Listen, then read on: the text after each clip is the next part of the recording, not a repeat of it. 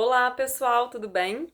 Bom, primeiramente vou me apresentar, né? Meu nome é Anelisa, eu sou nutricionista, formei na UFJF e há 6 anos, né, eu venho buscando aí um caminho dentro da nutrição que faça sentido para mim e principalmente para o que eu acredito, né, em relação à alimentação, para a gente poder propagar aí um pouco mais de semente de gentileza, de consciência na construção de saúde, né? Nós, como profissionais da saúde, muitas das vezes a gente recebe muita informação teórica e pouca vivência prática, humana, gentil em relação a isso. Então, o que eu quero compartilhar aqui com vocês hoje é um olhar teórico, mas principalmente prático, sobre o que a gente tem vivido, né, nesse momento de pandemia e o reflexo disso na nossa alimentação e vice-versa. Então, o que eu quero trazer primeiramente aqui para vocês, né, assim, dentro do meu caminho de formação, primeiramente eu fiz uma pós-graduação em nutrição esportiva funcional. Então eu olhei muito para essa parte fisiológica, né, o quanto que a gente pode sim nutrir as nossas células, órgãos, sistemas. Mas a gente sabe que a gente não é só isso, né? Que a gente de fato consegue perceber o nosso comportamento alimentar influenciando a nossa vida a todo momento. Porque muitas das vezes a gente sabe o que comer, mas a gente não consegue praticar isso por conta do nosso comportamento alimentar, que pode alterar de acordo com cada contexto. E um contexto importantíssimo que a gente está vivenciando hoje, que é a questão de pandemia, tem impactado diretamente na nossa forma de se alimentar, na nossa forma de enxergar a alimentação, né, de compreender qual lugar, né, esse alimento tem ocupado nas nossas vidas. Na pandemia tem acontecido, né, alguns algumas mudanças normalmente parecidas, assim, né? O que eu quero trazer é o seguinte: existem alguns padrões que a gente tem percebido na alimentação acontecendo nesse momento. Então a gente observa, primeiramente, pessoas mais estressadas, pessoas com mais medo, incertezas. E diante, né, de todas essas questões emocionais, como a nossa alimentação está presente na nossa vida várias vezes ao dia, ela é lícita, tem memória afetiva envolvida. É muito comum que a gente use a alimentação para tentar tampar determinados vazios. E aí o que que acontece? Algumas pessoas acabam por pensar: eu não sei que fim que vai dar isso, então deixa eu aproveitar a vida e comer o que eu quero. E aí não vai acabando, isso vai se estendendo e as pessoas vão saindo cada vez mais do seu próprio equilíbrio alimentar. E aí elas não vão conseguindo nem enxergar mais como voltar para esse eixo. Um outro exemplo do que tem acontecido é a questão do estresse, né? Então, muitas das vezes as pessoas estão com seus filhos em casa ou então mais trabalho por falta de rotina também, ficam mais estressadas, dormem pouco. Tudo isso vai depositando sobre a comida ainda mais o lugar de satisfação e prazer. E aí o que que isso vai trazendo? Comidas mais recreativas, com mais memória afetiva. Eu vi uma psicóloga falando, né, o quanto que a nossa criança interior ficou afetada com essa questão da pandemia, porque as nossas necessidades básicas, né, que está bem relacionada a essa questão, né, da nossa criança interior, que é o que é a vida, o alimento, tudo isso ficou meio incerto. E aí, para nutrir a nossa criança interior, a gente normalmente volta resgatando aquelas memórias afetivas lá da infância. Então, eu tenho certeza que vocês, ou no início, ou até hoje, né, na questão da pandemia, têm tido vontade de comer coisas da infância.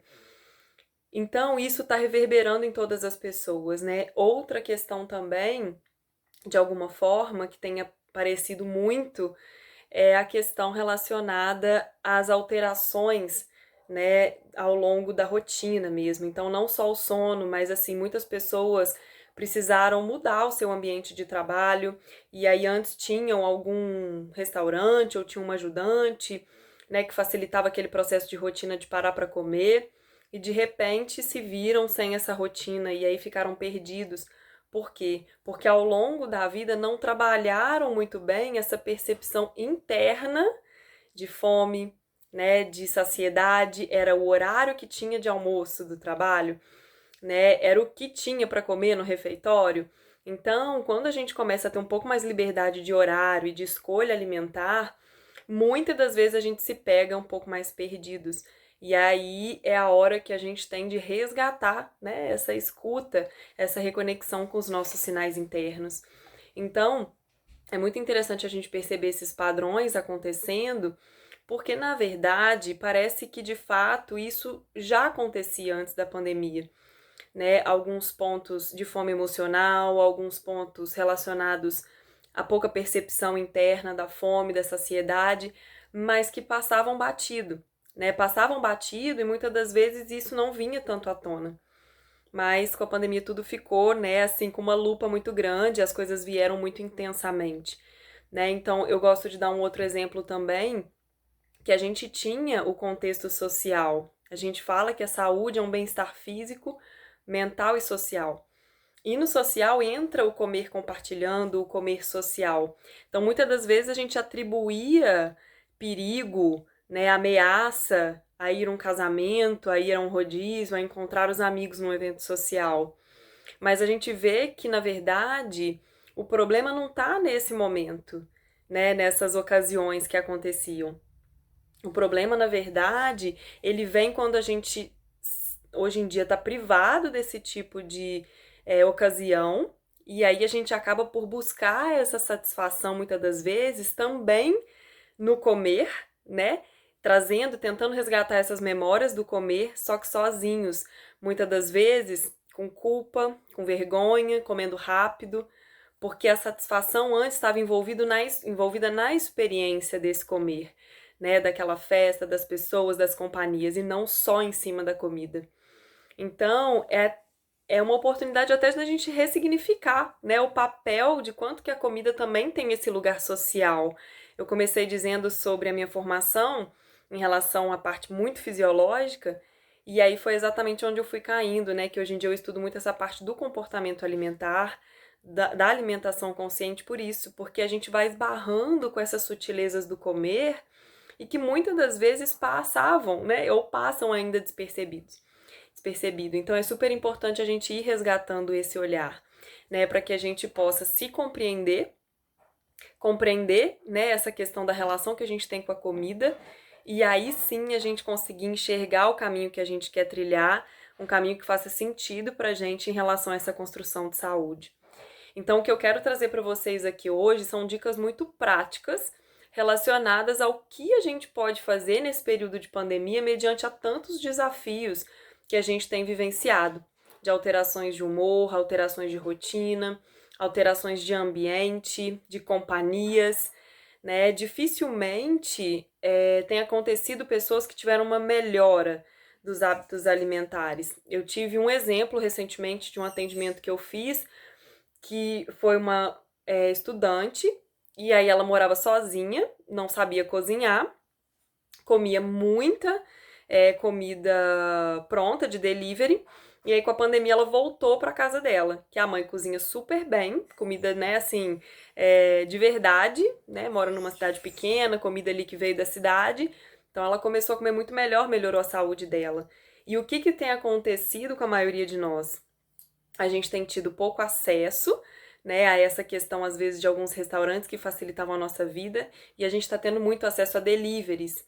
Então, muitas das vezes, a gente acaba por unir, né, essa questão da fome emocional com a facilidade do delivery, que hoje em dia, como cresceu muito, tem várias promoções, enfim, e que dificilmente a gente vai fazer escolhas de delivery que são conscientes. Muitas das vezes a gente já tá com muita fome, já tá estressado, tem a fome emocional ali envolvida, a gente vai acabar por pedir alguma comida mais recreativa. E isso se tornando um hábito, de fato, a gente vai saindo muito desse nosso equilíbrio alimentar. Então, essas dicas que eu vou trazer hoje é exatamente para isso, para que a gente possa evitar que isso se torne um padrão. Uma coisa é a gente entender, compreender que existe um novo contexto acontecendo agora, que a gente pode fazer o melhor que a gente pode, né, na questão nutricional, alimentar, enfim, que é uma outra é uma nova realidade mesmo, né? Não se comparar ao que era antes, mas que de fato a gente, né, é aquela frase antes feito que perfeito. Então que a gente possa pelo menos enxergar alguns caminhos, né, de consciência para a gente dar alguns passos importantes. Então, o primeiro ponto que eu quero trazer para vocês é a questão relacionada ao Guia Alimentar da População Brasileira, né? Porque uma coisa que tem acontecido muito também, isso já acontece há muito tempo, mas com a pandemia também intensificou, ainda mais que as pessoas estão saindo muito do seu equilíbrio, não só alimentar, mas também muitas vezes de peso. As pessoas começam a buscar muita informação. Informação que muitas das vezes informações são cruzadas, essas informações sobre alimentação muitas das vezes são confusas, então uma coisa pode, a outra não pode, né? Uma hora é proibido, outra hora é permitido, né? Uma hora é vilão, outra hora é assim, é o salvador da pátria. E aí a gente vai consumindo esse tipo de informação, vamos ficando perdidos, perdidas, e aí a gente acaba por falar, não, tá muito distante da minha realidade. Melhorar minha alimentação é muito difícil, é muito caro, é muito trabalhoso, eu vou ter que deixar de comer tudo isso que eu gosto. E aí a gente acaba por ficar onde a gente tá e entrar numa permissividade exagerada. O problema hoje em dia é isso, ou a gente enxerga restrições, ou eu tenho que cortar tudo, ou não, ou eu tenho que também só comer, né, tudo que eu desejo de uma maneira muito intensa, sem pensar em nada de consciência em relação, né, à alimentação. Então, esses dois extremos que a gente vivencia e que a gente fica normalmente oscilando entre um e outro, eles nos afastam dessa consciência que é o meio do caminho, que é a permissão, né? Que é saber que existe o contexto para cada coisa, né? Da comida do dia a dia, da comida recreativa, do comer social, enfim. Então, o guia alimentar da população brasileira, ele é o que a gente tem de mais sensato hoje em dia em relação ao que comer. Porque quando a gente fala do comportamento alimentar, às vezes a gente fica muito assim, Lili, ok, tô entendendo tudo isso, mas o que que eu faço na prática? E o guia ilustra muito bem isso.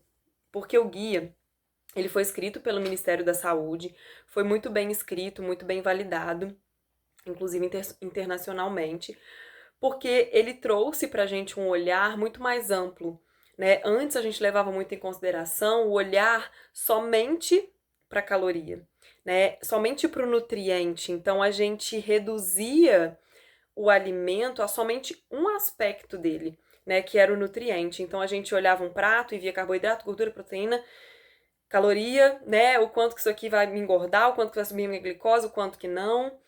Sendo que, na verdade, a gente não levava em consideração a procedência desse alimento. Então, era aquele famoso poder comer gelatina diet todo dia e ter medo de comer um abacate, né? Ou então comer um biscoito creme cracker todo dia e temer comer uma castanha, né? Por conta de caloria.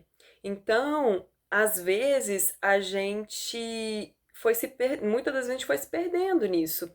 Então, o guia ele trouxe para nós um olhar sobre procedência. Então, ele divide os alimentos, primeiramente, né, na questão de processamento mesmo. Então, ele coloca como a base da nossa alimentação a comida in natura ou minimamente processada, né? Então, a comida in natura seria aquela que veio direto da natureza. Frutas, legumes, verduras, as castanhas, cereais, raízes, tubérculos, feijões, enfim. Quando a gente pensa no minimamente processado, que também pode estar na base, são aqueles alimentos que a indústria modificou somente um pouquinho e não teve nada foi acrescentado, né? Foi feito só um processo de moagem, né? De polimento. Então, por exemplo, pegamos um milho na espiga, que é in natura, e aí a gente moeu e fez o fubá. Então ele foi só moído. Não foi acrescentado nenhum tipo de corante, aromatizante, conservante. Então ele também pode estar nessa base. Quando a gente pensa num alimento processado, esse ele já começa a entrar de uma forma moderada, porque na verdade o processado foi aquele que a indústria já acrescentou alguma coisa além, mas nada demais. Então, por exemplo, a gente pegou esse mesmo milho da espiga e aí a gente colocou ele dentro de uma lata. O que que vai ter junto desse milho? Uma água e um sal. Então, sal veio da natureza, água também. Então, foi acrescentado algo, mas nada demais. Então, existem outros exemplos, né? Mas assim, basicamente esse já entra moderado. E por fim, os ultraprocessados, que aí os ultraprocessados, de fato, eles já são aqueles que a indústria já acrescentou muita coisa química, né? Então, por exemplo, às vezes a gente pega um miojo, a gente pega às vezes, né, até aqueles. É porque eu não. Acho que é melhor não falar marca. Miojo, ou então, às vezes, uma pizza congelada, dessas que ficam dentro da caixinha do mercado por muito tempo. Então, é diferente da gente comer uma pizza artesanal feita ali na pizzaria com uma massa fresca, né? Nesse tipo de produto, eles foram acrescentando essas ultraprocessados, né, que ficam na caixinha do mercado por muito tempo, produtos químicos, conservantes, aromatizantes, corantes, para tornar tudo aquilo muito atrativo, mesmo sendo congelado, por exemplo. Então, é super importante a gente levar em consideração isso para saber o que comer. E aí vem vários mitos, né? Porque aí lá na base vai estar mandioca, inhame, arroz, e aí a pessoa fala, gente, mas eu posso comer isso porque hoje em dia tem muito a carbofobia, né? Pode, desde que dentro de uma porção, né? E não um prato só de arroz, né? Mas se a gente coloca um prato de arroz junto com feijão, verduras e legumes, se consumir carne, um pouco de carne, né? Um pouco de azeite, isso tudo já vai tornar essa refeição muito mais equilibrada nutricionalmente e também em questão de carga glicêmica, ou seja, o efeito disso na nossa glicose, na nossa saúde. Então tudo é proporção, né? Mas o arroz veio da natureza, né? As batatas, inhame, mandioca também. Então isso é super importante a gente considerar, que a gente olhe a procedência desse alimento. E aí o guia traz pra gente uma questão do discernimento. Quando a gente pensa que, por exemplo, eu vou comer uma comida recreativa que eu amo, eu não vou ficar olhando o rótulo, porque o cunho ali é recreativo. Agora, se eu escolho pro, né, meu dia a dia consumir uma barrinha de cereal, pensando que nutricionalmente ela é saudável para mim, mas que eu olho no rótulo e aquilo não tem, né, um equilíbrio nutricional, é muito importante que a gente desenvolva esse discernimento para a gente não ser enganado pela indústria. Então, para isso existe um aplicativo, inclusive, que ele bate muito com guia, né, com essas recomendações que eu acabei de falar, que chama Desrotulando. Ele diz muito sobre isso, para que a gente possa discernir o que, que a gente está consumindo, porque quando a gente come um in natura, mandioca é mandioca, arroz é arroz, feijão é feijão. Se a gente já começa a ir para os processados, ultraprocessados, a gente precisa saber o que, que tem ali dentro. Então, para isso é super importante a gente desenvolver essa questão dos rótulos, né? E, além disso, o guia traz para nós a importância da gente priorizar alimentos da região, né? Hoje em dia a gente tem acesso à comida de onde a gente quiser, né? Então, se a gente prioriza pequenos produtores, né, alimentos da região, a gente tem muito mais nutriente, porque aquele alimento foi plantado, colhido próximo. A gente tem uma identidade cultural fortíssima, a gente vai pagar mais barato, né? Então, assim, tudo vai ficar melhor. A gente fortalece ali o próprio, né, o próprio município, estado, enfim. E além disso, é menos agrotóxico, né? Porque às vezes a gente está consumindo alguma coisa que vem muito de longe e que para aquilo ser, né, enfim, possível, né, de ser espalhado aí, precisa de muita química, às vezes muito agrotóxico, ou até mesmo conservantes, enfim, para que aconteça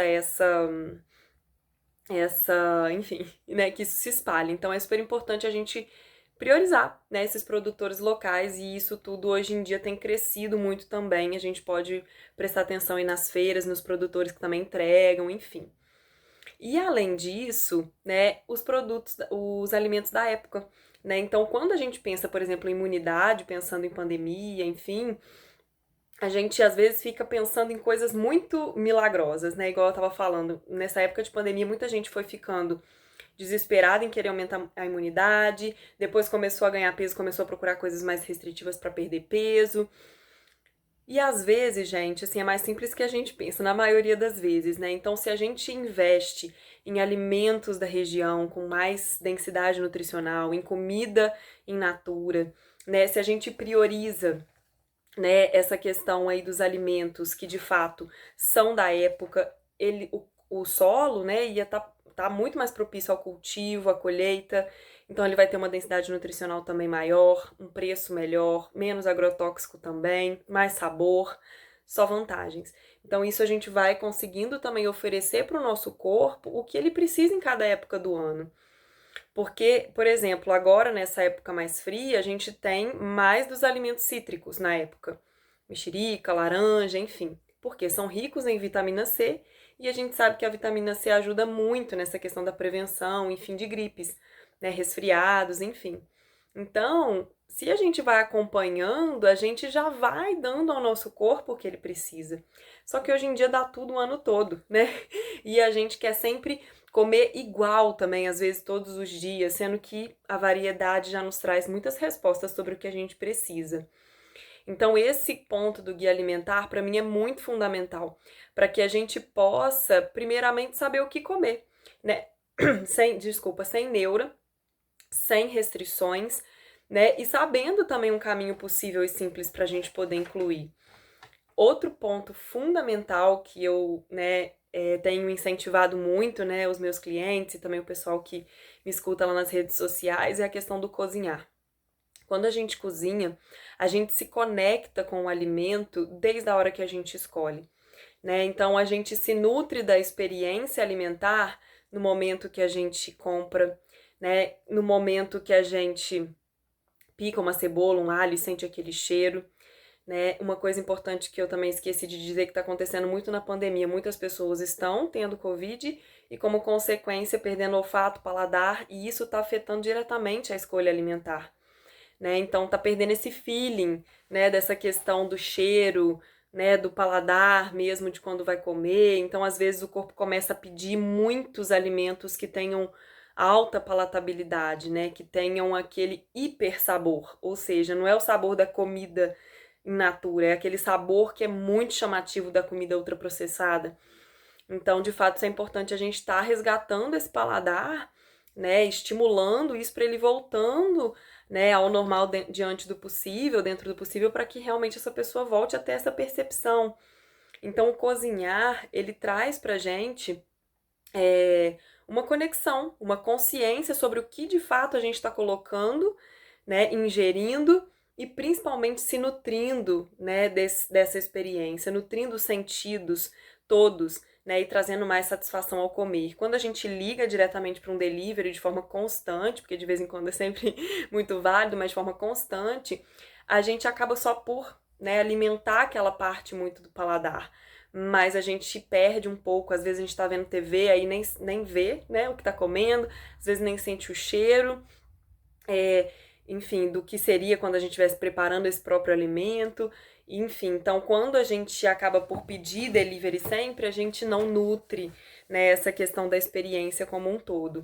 Então, é muito válido a gente trazer uma cozinha prática, né, dicas que de fato vão ajudando a gente a ter ali na geladeira algo pré-preparado e que a gente já possa só finalizar na hora, né? Porque eu acredito muito, gente, que nesse momento, e na verdade, assim, até antes da pandemia, né? O estresse pega muito, a ansiedade.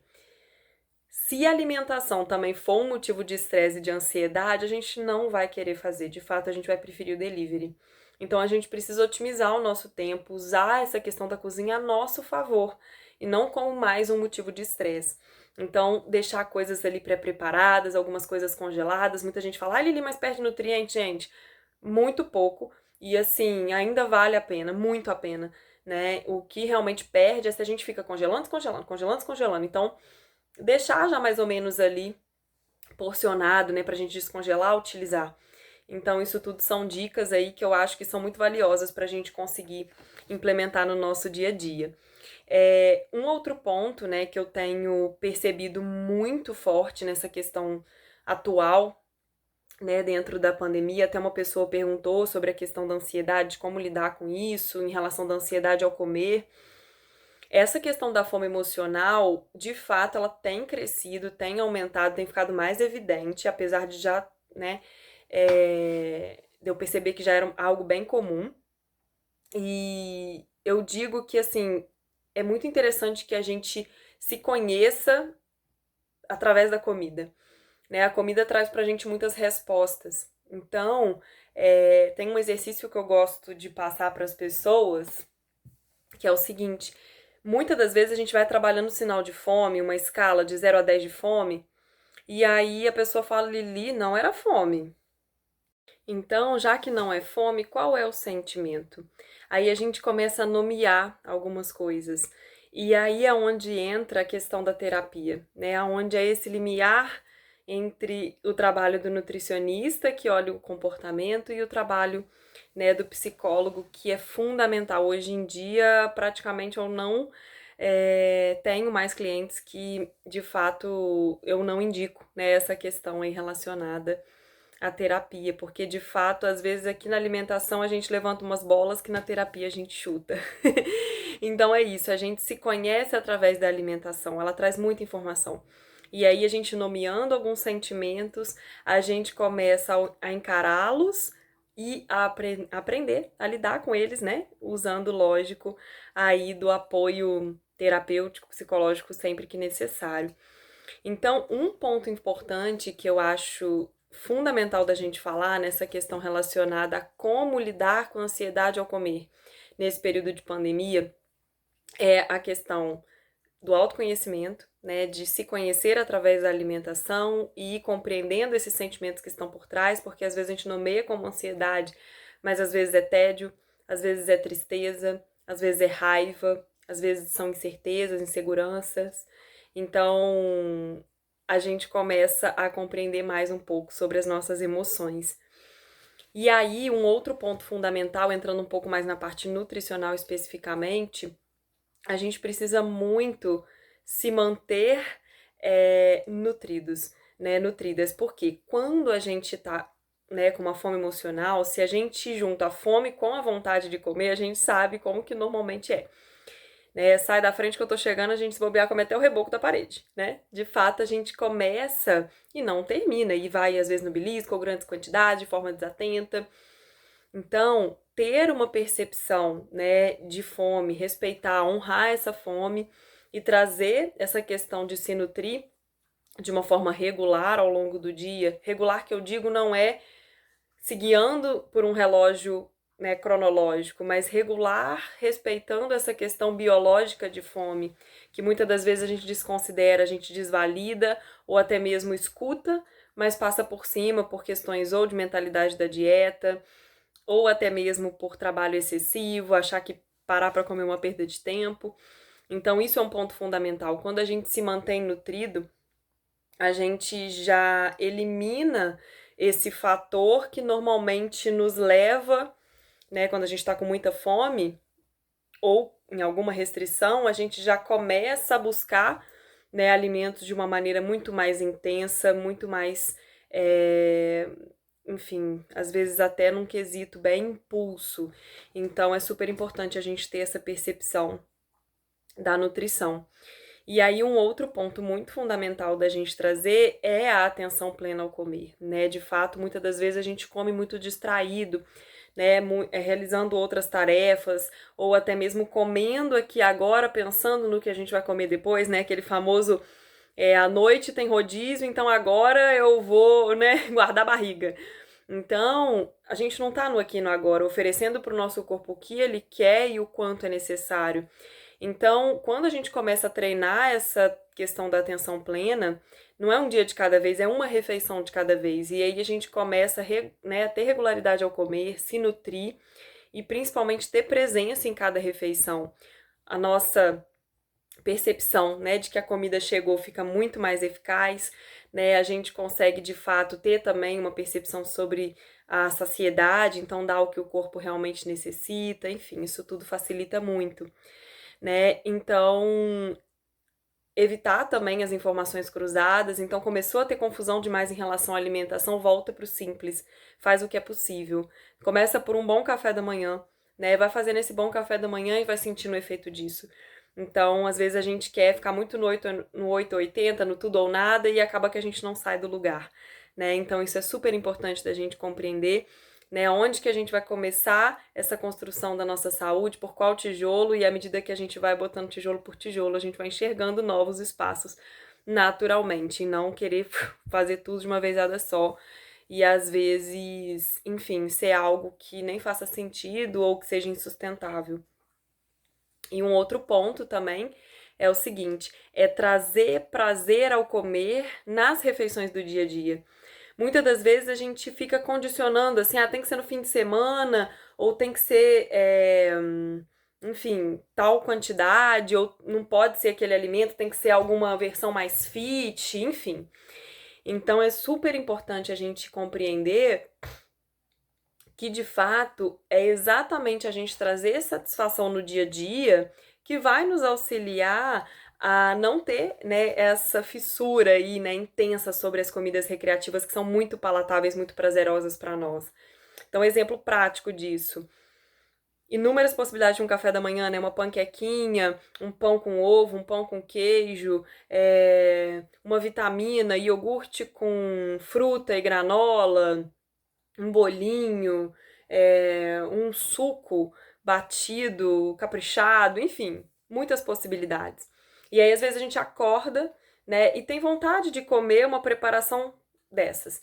E aí a gente fala, não, tem que ser aquela, porque aquela tem menos caloria, ou então aquela ali, né, enfim, eu me sinto de tal forma. E aí a gente vai sempre se apegando somente a essa questão, às vezes, um pouco mais da mentalidade da dieta, e esquece do quesito prazer, e toma aquele negócio, às vezes, de nariz tampado. E olha que eu coloquei um monte de possibilidades gostosas, porque eu não falei aqui aquelas que eu sei que muita gente faz na tentativa de emagrecimento.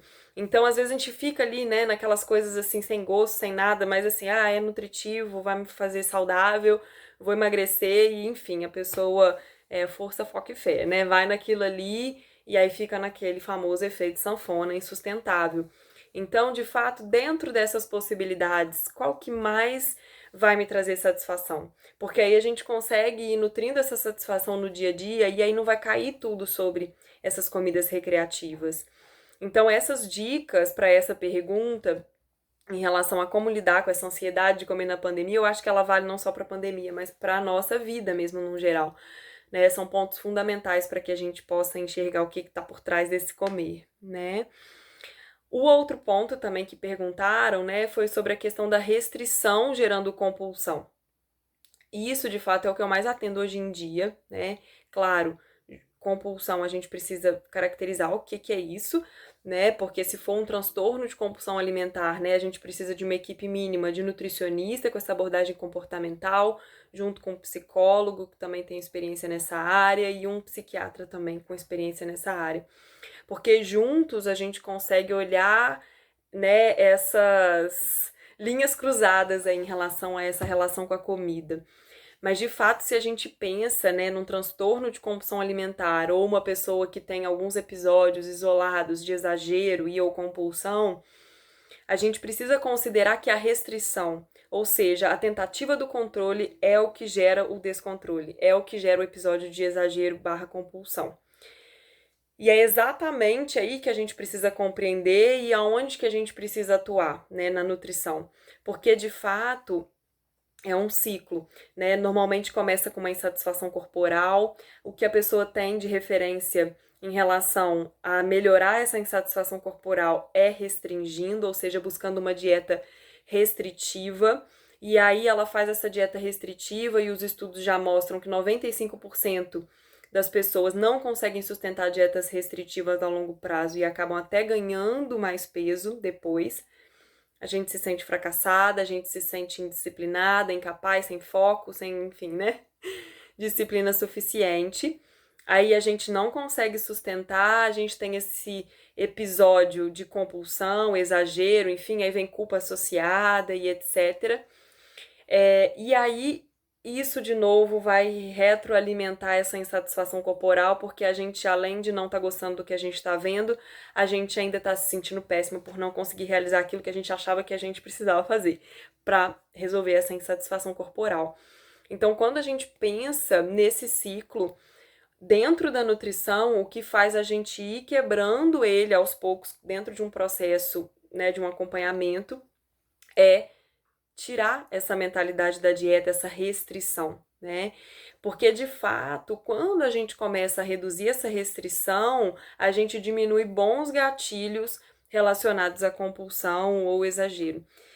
Então, é super importante que a gente compreenda, né, essa questão de se manter nutrido dentro daquilo que a pessoa está capaz de poder realizar, né, porque vão vindo muitas crenças alimentares, então a gente precisa ir desconstruindo algumas crenças em relação à comida, né, a gente precisa compreender qual é a realidade dessa pessoa atual, então o que que ela consegue praticar, o que que não, e outras coisas que podem estar alterando. Então, o intestino que às vezes também não funciona, incapacita essa pessoa de absorver alguns nutrientes, e aí a pessoa fala, eu como, né, e sinto aquela fome infinita. Às vezes a pessoa não tá absorvendo o que ela tá comendo, e aí ela tá desnutrida mesmo que ela esteja comendo, e aí, desnutrida que eu digo assim, ela tá sem esses nutrientes ali estocados, armazenados, funcionantes para órgãos, sistemas né, e tecidos, e aí a pessoa continua, o corpo continua pedindo comida, e a pessoa fala, gente, eu tô me sentindo fracassada, porque eu não consigo parar de comer.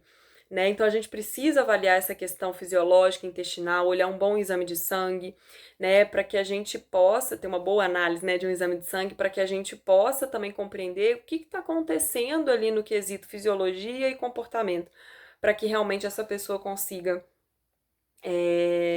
enfim, ir encontrando o reequilíbrio e a paz ao comer, né? Eu acho que é isso que todos nós buscamos. Um outro ponto, né, muito importante que a gente precisa considerar, né, que as pessoas perguntaram é a questão dos líquidos. É muito importante a gente pensar, gente, que a questão dos líquidos, da água, muitas das vezes também são colocadas nessa mentalidade da dieta, né, de que a gente tem que tomar 2 litros de água por dia. Depende de quem é, depende de como que esse corpo está processando essa água, né. Eu vou trazer aqui um conceito do Ayurveda, né, que é a ciência, uma ciência, né, milenar, sagrada, enfim, que trouxe, ela chama ciência da vida, né?